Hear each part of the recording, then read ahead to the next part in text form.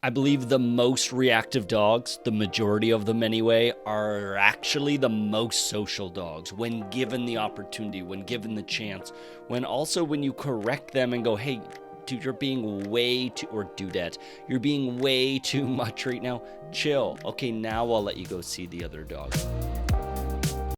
This is part 2. Part 1 was when I did a lesson with Storm. This is a week later. I took him into my home. We go muzzle on, then muzzle off. Why? That's explained. Ecollar on the whole time, using it, not using it, when, why, numbers. I'm going to cover all of that. I actually take in 2 other dogs, 2 other German Shepherds, a young intact male and a young intact female. A lot of dogs, a lot of social stuff. I hope you learned some stuff from this and give your reactive dog a chance to social once they're chilled out a bit. So this is right away. This is Peepa. You can see the beige dog there. Look at her tail. It's up. It's not kind of curled over, but it's up pretty high. You don't know her. It's kind of dark here, but her hackles are up a little bit, and Storm is back tied. The way I would have done this differently, I've been doing this for over a decade, so I know what's probably gonna happen or not. And he's back tied. I have a great suspicion that this dog, and I mean, we've done a lesson already, he's not aggressive. He's got a muzzle on, so he's safe, and I know that I can call Peepa off by hollering out or no or come or something. I just have to raise my voice and use that that tone of communication, and she'll stop what she's doing and turn around and come back, unless the other dog's trying to kill her, and then I get to jump in. But I know I have a strong intuition and experience to say that that's not going to happen, and sure enough, it doesn't. No. A little tense moment. Come on. So I'm just encouraging her to come back. She's like, okay, I'll come back. It was tense. So the reason that I let her, and then Parker is on leash and Storm is tied, and they're not going to say hi to each other because it's probably going to be a conflict. The reason I was doing that is he came in late at night, and the problem there is, like, I ran him. It's like a 2-hour drive from where they are to where I live, and so I picked him up because I was in that location. And then I ran them, as I always do, try to get them nice and tired so that they sleep. I don't feed them. Shouldn't feed your dog before bed anyway if you want them to live a long, healthy life. That's for a different video as well. So he's fasted, he's had water, he's run. But one thing I like to do is I let the new dog go over and inspect the other dogs in their crates, provided that I don't think there's going to be an explosion from my dogs. Parker, there's a good chance that's going to happen when he's in his crate if I let another dog, and especially a male dog, go over. So I let them come through, but then I let my dogs come out. I wish I had just set up the camera to kind of show you guys that, but I didn't. But that's what's going on. I let them come out, so that way they're like, I can smell the other dogs. I get to see them. There's just a quick little intro. If I can do some socializing before bed, I will, but it was dark and I knew I wanted to record it all fresh. So that's like the most amount of socializing he got. And then, shortly after it was bedtime.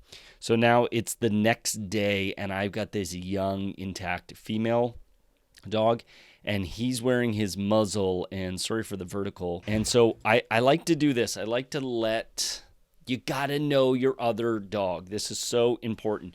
If you can't control your dogs, if you don't know what's gonna happen, get help. Don't do this by yourself. This is so potentially dangerous to be doing all this by yourself. I've been doing this, like I said, over a decade. I've got a really good idea of how dogs are going to react to each other. I know that this little female is probably going to be a little bit defensive, not want him to smell her coochie macoo, and he's really going to want to do that. This dog, this Storm dog, is just deprived from attention, and so he's going to be overly sniffy, but if you can't get to her, he's going to get reactive, as you see. So I like to crack the door and just let them have a sniff, even though it's face-to-face, which isn't as ideal. And you'll see later when I set up the camera and whatnot that how I keep them away from each other if I think it's going to be too much, which it Yeah, you'll see. It all gets very exciting. So I just let him come out. But see how she's a little bouncy and playful and kind of like a puppy? She's 6, 7 months old. And I'm trying to let him go over without just jumping on her. He's got no muzzle on, which is a factor. Now, listen there. He's starting to get frustrated. Smelling around. Where is everything? And so, pause. Why no muzzle? I feel pretty confident that he's not going to be a problem, and he's more distracted by the muzzle than comfortable. But you'll see here, and it's just trying things, right? Like, it's always safer to try things with a fence with a muzzle on, but I wanted to play with fire a little bit. Now listen to the frustration start to come out. The more I don't let him go, and the more she's running around and then coming in and running out, he's getting frustrated. And being a shepherd means he might nip. I can't get you. You're close enough. And then they nip. And so very soon I decide, all right, this is just backwards. Like there. Hey. Right? And that's when I go, nah. That's too much. He doesn't know what too much means. He doesn't know what too much means. And so I need to go, okay, we need to stop this. She's run away and she's being bouncy, and she is growing up with 2 older shepherds. And so she knows the drills. I know she's submissive to my dogs, and she's extremely nervous dog in general, but not with dogs. She's submissive, but she's pretty confident to push back and defend herself without going overboard. So a great dog for him. So then I go, okay, let's just put the muzzle on. This is silly. Why am I, it's going to be safe ultimately. So muzzle goes back on, and now I let him go. So now I get to see what's he going to do. So right there, we'll go back and play that again, because right there, so he's got the e-collar on, and she's done a bit of work since our first lesson, and I've done a little bit of work in the short period of time. I'm just letting him go, because a lot of times they'll just run up and then freeze and be like, I don't really know what to do. He gives a little ha. Now, it's open mouth, whatever, but I don't want that to escalate, so I correct it with the e-collar. There, like that, up top. And so Storm works. What are Storm's levels? Somewhere between, let's say, 10 and 20 on a regular walk. So there would have been like 35, maybe 40, enough to create a correction enough for him to stop what he's doing. If I was at 10 or 15, it could potentially make that behavior worse, because you're nagging. I don't want to nag him. I want to stop him. And so, but I don't want it to be such a level that he's like nervous to go back to her, just enough to interrupt that behavior. I didn't say anything. I could have said no, but I wasn't entirely sure that it was going to work. And if you don't know that the pressure is going to work, then zip it and find out if it works. So that way, if you are going to say no, you're like, okay, this is a corrective level. This is working. So you can see there's a drag line there just as backup measures. And I'm nice and relaxed because that's my wetsuit. All right, now that's a very stiff, awkward moment. So that's why I gave a little kiss to them to kind of be like, all right, I'm here. No pressure, no e-collar pressure, no commands yet. Sometimes they'll just give the verbal, like, let's go. But it's just, hey, I'm over here, little slight distraction. She's giving these little pokes, these cute little pokes. She's being playful. But there, he gives a little nip on the rear end, and now she is trying to back him off a little bit with that snap. You'll see it again right here. Teeth up, snap. But when she goes to bounce away, it's still pretty playful. But him being a shepherd, again, we want to make sure that he's not like slamming the legs. If it was like leg shot, I'd be clicking it. He's giving a little bit at the back, but it's just a touch. It's not a lot of shepherds will turn their mouth over and kind of like pinch the back a little bit. It's very annoying everybody except the one doing it. And so that sometimes, depending on if it's multiple, but if it's just one, and it's hard to see through a muzzle sometimes, but when you've been doing it a long time, you pick up. What I love about this so far is see how she's giving him these snap backs. Little lick from, she's giving him like pretty intense snaps, and he's not a peep out of him. He's not getting vocal about it. That little spin around there, like that's so telling of his behavior right now, that he's being more playful. A dog that's like just solely trying to dominate almost never gives up their back, but he does. And her mouth is staying open, which is a sign that she's panting quite hard. It's like they're running around, they're going crazy, but she's not super, super stressed. If she was super, super stressed, her mouth would be closed pretty well the whole time. A little pause, sussing each other out. They're trying to get an opportunity to smell each other, but it's also a vulnerable thing. Good dogs. Let's go. So now I'm just encouraging them to move. She's obviously being connected to me, and he's not. So there I tapped, because I said, come on, let's go. She started to come with me. He just focused on her and wouldn't break, and he didn't break focus. So I tapped to get him to come with me. Storm, come. Come. Good. That's fantastic for a week of e-collar training. Now, I didn't say break. Turn to nip. See, he's got to come back to me, so he gets frustrated there. He comes back to me, she runs by. He doesn't know a solid stay. I could have picked up the leash, but I really want to keep leash pressure off. She runs by, and he goes to give a little chomp, because he's frustrated that he has to be with me now, and he's not still running away. He's used to that, like, I'm holding you back, and then he's like, rah. So I go a little high, go a little too high there with the e-collar. That happens. That will happen. That's part of it. Sometimes you step on the leash by accident, and so it's bring it down. Come, Vogue. So, really, was it too high? It brought him down, chills him out a bit. Now he can actually be around her without going into extreme play, because it was just it was starting to build and build and build. And now look. So we got a correction with the e-collar for being a little too much. Brought him down a notch. He's not living at a 9 anymore. Now he's at a 4 to 5. And now that they get to go off again. Would it be great if I said, like, okay, go play, go interact? I don't think he would understand, but over time he would understand if I gave that cue of, like, all right, go say hi. I don't say break to these dogs in these situations, because oftentimes with shepherds I'll be like, break, and then, like, bite the tug, bite the sleeve, chase the ball. This is a little bit later. And so he's doing fantastic in this. And I'm giving him more and more chances. And you see how much she's pushing back now. Now she's a lot more comfortable, because he's not the aggressor constantly. She gets an opportunity to be like, actually, I'm really playful too. Come and get me. Oh, you're a flirt.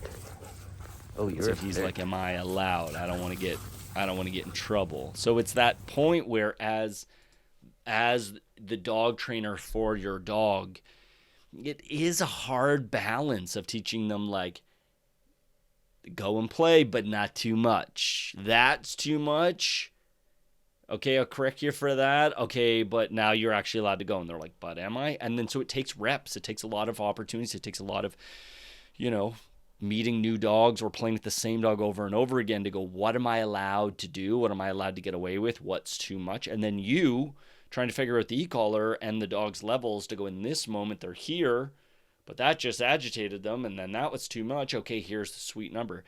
It's certainly not easy, but it's, as you can see, very doable. This dog was like freaking out at everything, and every dog a week prior, and now he's running around with an intact female, having a great time, and soon with an intact male and 3 other dogs. nice that he's allowing her to have a little sniff. Being much more chill. Okay, so then the next question is, the next part is, when do I allow him to go muzzle off? This is later. We took a break. Important to end, ideally, on a positive. Now you can see he's a lot more back at it, a lot more playful, but also taking breaks. Like, that was awesome where he was like, play. Okay, actually, I'm gonna take a break. Fantastic. This is later with Peepa again, who likes to be a bully. She's a bit of a spicy peanut. And Vega over there by the window being like, frig this. I don't want to socialize at all. So good to just be out and around. And obviously I felt comfortable enough to take the leash off. Why do I feel comfortable enough to take the leash off? Because of how well he's responding to the e-collar. I still need to be able to stop him. I still need to be able to call him back to me. But he's doing really well. So it's Peepa, Vega, no Parker yet, because that's next. And also introducing him to my kids. There's, major factor here. There are toys out. Not many. Some of them, the only one that really sees that giant ball as a toy is Parker. It's a buoy. He's like obsessed with the thing. But for the other dogs, they don't really see that as a toy. All the other toys should be away. There's no food down. I don't typically use food in this area because I don't want any other reason for dogs to fight. And if my lab wants to go into avoidance like that and be over in the corner sulking that she has to share her backyard with playful dogs, that's fine. But if they go over to her, I try to, hey, everyone, let's move on. Because, look, this is awkward. That's not normal for a dog to just be sitting over by the window. I think there's food on the ledge on the other side, or there might be another dog in the other. There's not a dog on that window. I think she's just there. I don't know why she's there. She's sitting, she's sulking, she'll do this. She's like, I don't want to share a space. If you see a dog like that in this space, you want to move your dog away from that dog, because that dog is likely going to tell your dog off and say, I don't want you here. I don't want you near me. So, interesting. Yeah, it just hurts a bit. All right. That's why. Yeah. So now he's around. This is my oldest boy, Noah. Bird lands with his muzzle on. His muzzle looks so much bigger than his So Storm had been around kids before, and initially I do this with a leash, but he still has his muzzle on and e-collar on. And with any young kid, you got to tell them not to grab their tails and whatever 1,000 times. This is them the next day at a field.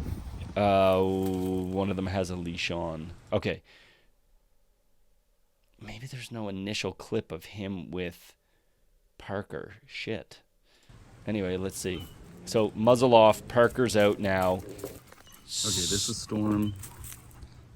Vogue is obsessed with Parker. Vogue is the little young shepherd. She's obsessed with Parker. And her being an intact female. Vogue. This is so freaking rough. I need to make sure that Storm doesn't get involved in this. Parker and Vogue are very well established of who's in charge and what's happening. And Storm, I have to slowly let him integrate. He's already been submissive to Parker, who's a bit of an ass as well, bit pushy, bit of a spicy peanut. I'll tell you when I'm tapping. As you can see, Parker's on the left here in this situation. So, did you see that moment with Peepa? I want to go back to that. Peepa being the little pit bull. So Parker absolutely rolls Vogue, and she gets submissive. I'll tell you when I'm tapping. And then look at the little pitty comes in. What's going on? Are you being submissive? Oh, are you? Yeah, that's right. Get out of there. You're not allowed to do that. She's just being an ass. And that's where it's like, okay, now we got a bit of a dog fight because the super submissive dog is being submissive. And the bullies are like, let me jump in on this. So I give her a little tap. Much more nervous. Probably. She wants to be social, but also wants to be dominant. So I'm not doing anything with them right now. They'll self-correct. But the problem is going to be between these two males. She's just being a little A little tricky. Now I corrected him, and by him I mean Storm earlier. Parker, no. It's going to be a verbal correction. So no tap. If I say verbal correction, I'm just like, hey, no. And the reason he backs off with no is because I've gone no correction with the e-collar, no pop of the leash, no spray of a water bottle, something that empowers my word no. So just, you don't need to get any busier with him. He keeps checking in with him. His mouth is staying. It's a bit of a pushy check-in. See how he's coming over and he's over top a little bit, and Storm is more turned. Those little subtle movements like that are like who's in charge, who's not. And look where he keeps going. He keeps moving him to his head. Look at Storm's head here. It's a little bit turned, and Parker's is just straight and looking at those eyes and that neck. His mouth is staying. No. Hey. Okay, now because Storm... So Storm keeps coming back to me, and Storm keeps coming back to me. Like and subscribe if you haven't. I got to say that here somewhere. Thank you very much for doing that, by the way. Storm keeps checking back with me. I don't want him to be like, you're my security blanket, save me, too much. And because it will make a dominant dog pushier, and I don't want them in between me, but I will save him if I need to. I will stick up and tell Parker to frig off, being which playful. I'm doing a little bit. Look at Parker's hackles now. The bigger dog on the left. He's just at the top, a little bit more aggressive, a little bit more dominant. Parker, no. Again, verbal, because if I correct him with the e-collar, it's gonna need to be high.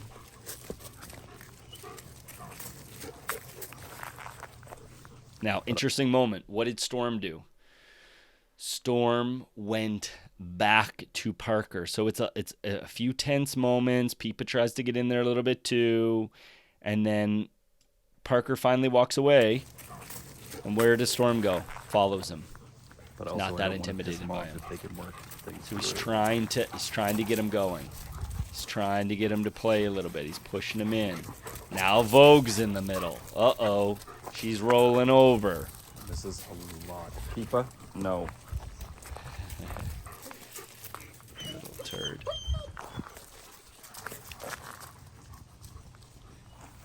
So what's great here, the dynamic here that's working, is that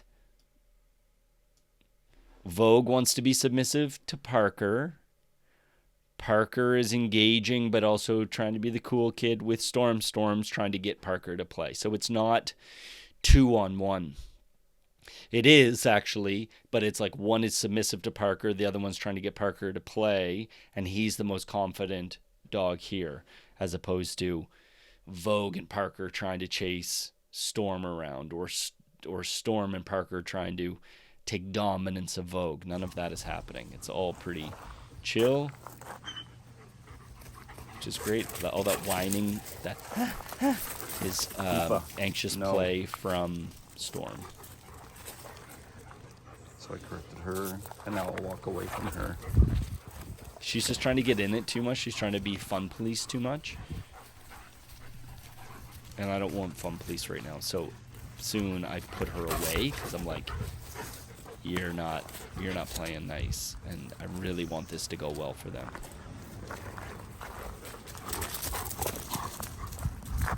Those can be tense little moments that first time that one pushes the other, and I'm trying to not interfere as much as possible. I'm moving. Every time they get around my feet, I'm moving away. That's why I'm moving. And also my backyard is like not great for shooting. I gotta mount something up in a tree. This is great. Look at Storm's ears. Is another little sign that you can see here. It was a little bit more evident back here. That was the perfect pause. Don't kill me, I love you. Please let me play. And Parker's just happy and confident. Mouth is open, but Storm is like, please be my best friend. Tail's moving a lot more. It's a lot bigger and wider than Parker's, which is, it's moving. It's flowing, but see how it stays more or less on the same plane? That's great. Nope. A little much. I might have been correcting Peepa there. I think Peepa's just following me now. So really great play. Like, this is day 2. And he's playing around with an intact male. This is where things can get a little dicey, potentially. My ball. Let me chase you away. Oh, no, let's just play. Storm does a very intense neck tackle where she'll, like, kind of grab onto the neck and try to roll them. Something to keep Parker. in mind. Look at her doing it there. She'll go right over the Parker, neck. come. And so that's why I call Parker away. I'm like, all right, let's give them a chance now. Okay, the play has switched to Vogue, who's very intense, but not harmful to a other shepherd this size. Let's give her a chance, and let's you come over here. You take a break. Sit. Big yawn, release of stress. Peepa, She's just go. like, okay, I got in trouble a few times. Go, Peepa. Go. One, break. I don't want her to be sooky around me. Now, I said break to Peepa, but Parker went, break is universal unless you go, Parker, break, Peepa, break. You got to teach them that. I've started doing that. Gun dog training is you send their dog on their name.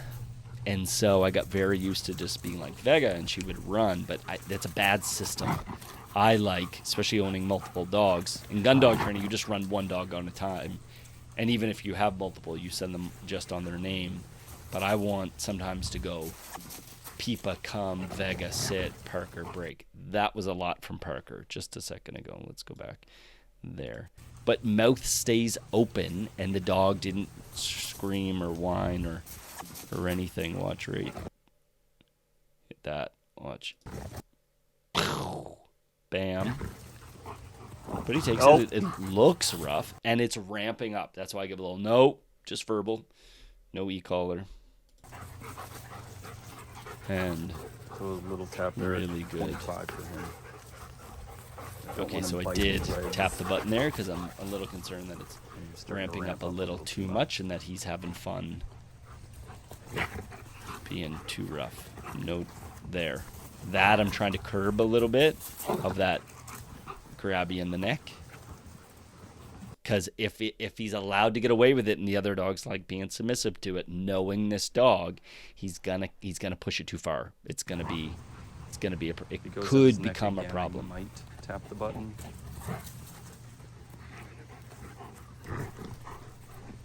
He's doing some pretty. They're all open mouth. Nope. Little nips. But Vogue is starting to ramp up here. Parker, come. So I just get him out of there. And also I might correct her here. She's pretty soft to corrections. She'll kind of... is that true? She's actually a pretty rough dog. Now I'm just moving away from him because I don't want him to feel stuck with me. Okay, so more of the same, playing. Let's move on. Now we've got all of them here. Let's move on to something more exciting, which is, so they're doing great. They're off leash. They're running around. All this is great. And then I start taking them outside of the backyard. The next dog I'll show you is much more complicated because he's younger, he's much less confident, and it becomes Okay. It can become an issue. So what I do here is I go muzzle back So it's a bit on. later, Parker's away, and as you... All right, so let me just introduce this. Bear, 7-month-old, black shepherd, intact, extremely reactive, but this is fear reactive. This is very different than Storm. Storm, not fear reactive at all. Overexcited reactive. And then Bear, maybe I should do a video on the two of them, kind of doing it right now. Bear is very like, I'm big enough, please don't hurt me. And then becomes very, very social because he's young. And he's social, but he needs the opportunity. So here, well, I'll just walk through it and play the clip and you get to see. But muzzle back on. Leash off. Why leash off? Because I know I can control them with the Ecollar if I need to. They're tired. I have a stick there that I'm going to use to back them away. A lot of dog trainers will use a dressage whip, like a horse dressage whip, as an extension of your arm. You can move them, you can poke them, you can prod them, you can give them a little flick. You can't really break up a dog fight with a stick or whatever you really need. Like if it's a proper dog fight, you need to use a leash. Take the end of your leash and go around the dog's neck that is muckled on, up. Dog's neck is here, and lift up. It's the only possible way to get a dog to let go that doesn't want to let go. Finger in the bum and all these other crazy internet tricks don't work.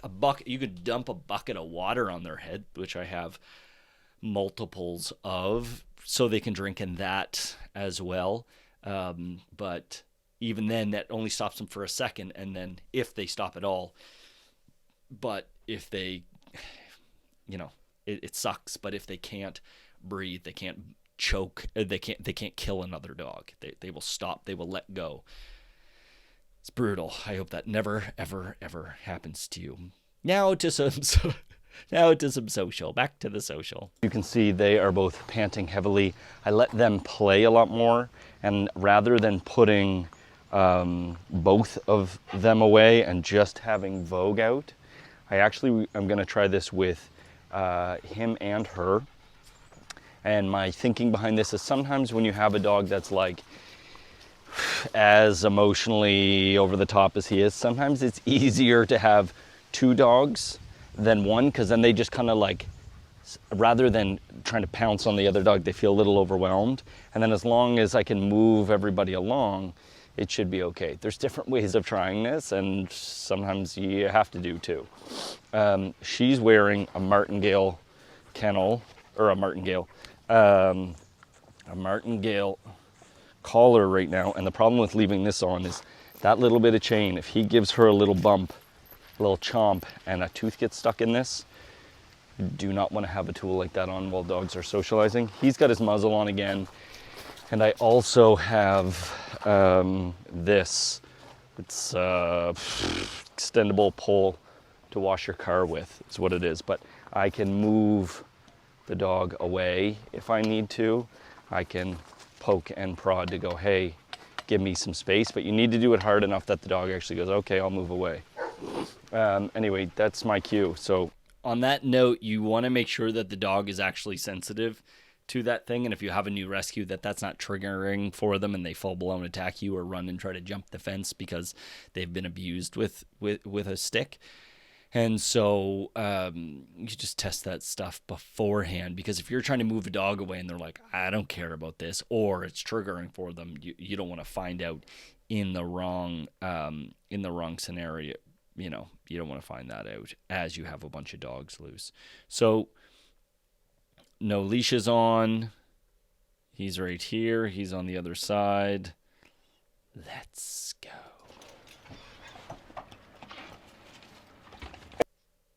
Oh shit, wrong one. Let's go back. Sorry about that.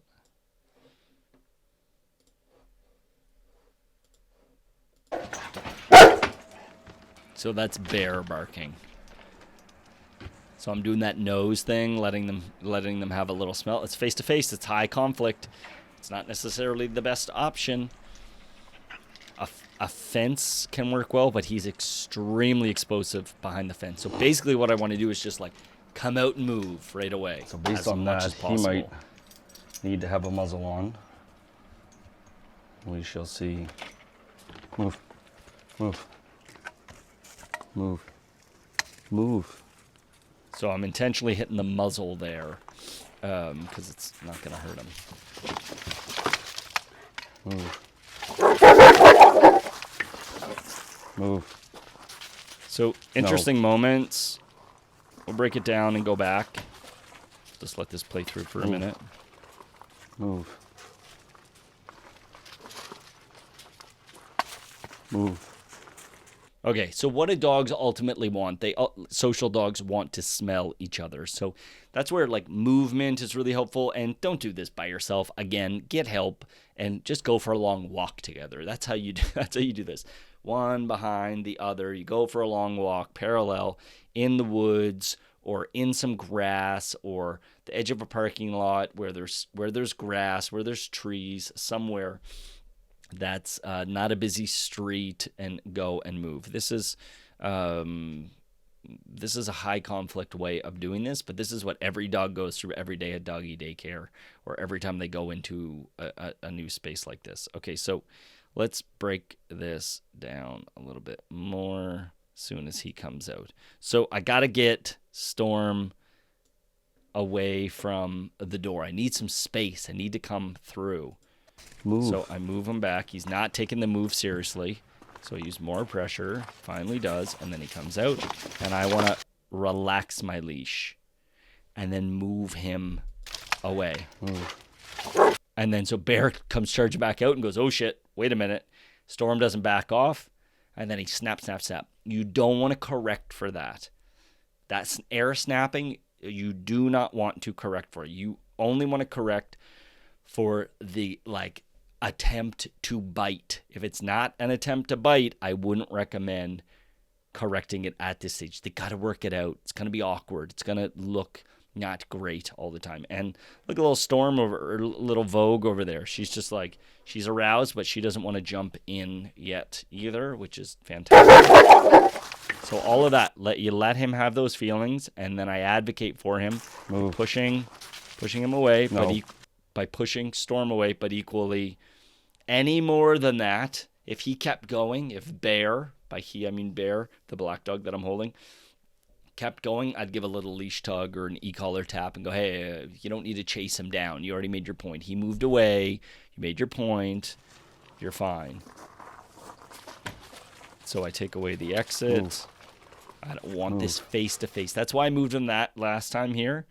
I don't want this staring face-to-face. You're not going to get much information from him there. You go to his back, little smell, that's fine. Move. Till I want more space. Give him a break. And look how respectful Storm is. It's also helpful that he's tired. That's nice. Now that little Everybody's face-to-face, nice. she decided to retreat. Dogs are going to meet don't face-to-face. hurt It her. sucks. It's not ideal, but they're still Be going to nice. smell. That's it. Have a So I nice keep little smell. Bear's leash up high, so that way it's less likely to tangle, get wrapped around feet and legs and whatnot. You're Good. smelling, no There issues. we go. Everyone's doing better. Trying to manage multiple e-collars, leash, stick. Get an e-collar This remote is that in both moment hands. that I was talking about where he's kind of like, I don't. Which is why, if you're a trainer doing this stuff, the e-collar remote in my right hand is an Easy 904, so it can be a 4-dog unit. But there's 3 dogs out working at very different levels, which is why I have a second remote. I've got Bear in my left hand, who I'm pretty sure I'm not going to use, but if I do, it's turned up high enough. I already know his levels. He's very sensitive to the e-collar, so his corrective level is like 15, and so which I'd put on my tongue and not really feel. There's lots of videos of me using it at 100 and showing you what it feels like, but 15, put it on your ankle, put it on your tongue, on your bird, whatever. It shouldn't be a problem. I haven't tried the bird one, so and that won't be. Cheap vasectomy, maybe. Anyway, so very no corrections there, but the other one I've got the other 2 dogs on, and then the stick and the leash and the whatever, but very one soon. front, one I give up behind. on It's that face-to-face tools. at the door. This is where a crate or a dog park is so difficult. It's that initial coming through. Come on, So just move them on. give him a break.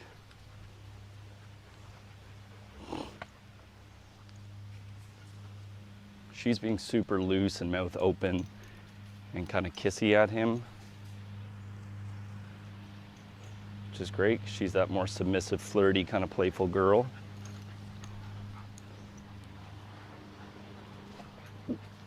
She's trying to get And him to this is where go. 3 can be a crowd. I think Storm can handle this okay. So Leash dropped. He's on a corrective level. Storm is on a corrective level. Storm, come. Good boy. So I would have dropped it there to hit the button to get him to come back. Just to He's actually give not them on a a chance. corrective level. And this is where we just need to kind of let them figure it out a little bit, because he's not aggressive. He looks aggressive, but it's very fear reactive. No, Storm. just getting a little too involved. Tricky trying to play cameraman at the same time. So this can be a not great situation where they go and they hide by the door or by the gate or by something. You don't want that. Storm. It's so hard to capture dogs. All right, this is where I gotta take this off. So I don't want Storm chasing. No chasing. We're going manual. 2 dogs camera on mode 1 now. with this new dog. I don't want to them carry. chasing him.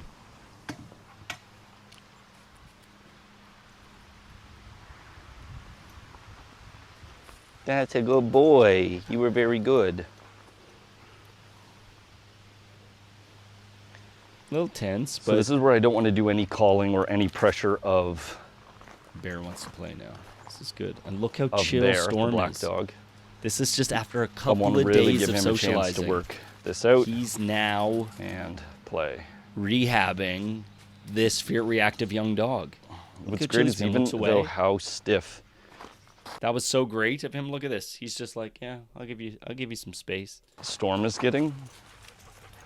Unreal. He's not posturing. His hackles aren't coming up, and his mouth is staying open. So he's not as fixated. That mouth closing up is a lot more fixation. Sometimes nervousness. Sometimes I'm gonna pounce. But he's just kind of holding the zone. He's also tired. He's also played for an entire week, so it's like the perfect time to bring in this young shepherd. That goes, I'm going to bark day and freak 4, out day and nip 5, I first guess. and ask questions later. Actual case of fear reactivity.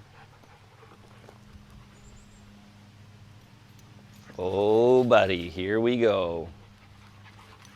Yay. It can Now happen this is so where I quick. might need to intervene with Vogue and Storm a little bit. All right, so I meant to say Vogue and Bear. Awesome, fantastic, super exciting. Look at all these clips of them being silly, wonderful, playful dogs. Gets more complicated when Parker comes out because he's a bit of a turd, but this video is not about Bear. I've got a whole other video to do on breaking down Bear, but I just want to show you the end. This is group class. There he is right there. Set group class, not being reactive. What have you done recently, social-wise? Lots of shepherds, And how's it going? pitties. That was how's somebody it else going? reacting. Okay, Yep, chill. right past everybody. Look at that. Look at that. All these dogs were so reactive. So there's Storm being amazing. Super stoked. If you have questions, comments, put them below. If you need an Ecollar course, my Ecollar 101 course, or my holistic non-e-collar course with health and wellness and dog training and behavior stuff. And both courses have videos on reactive dogs. So if you do have a reactive dog or a dog that's anxious, watch this video. Check out these products. It will help your dog. Even if they're not, watch this video and check out these products. It will help your dog's immune system, their brain activity, calmer, happier dogs with those simple products. Bye, meow.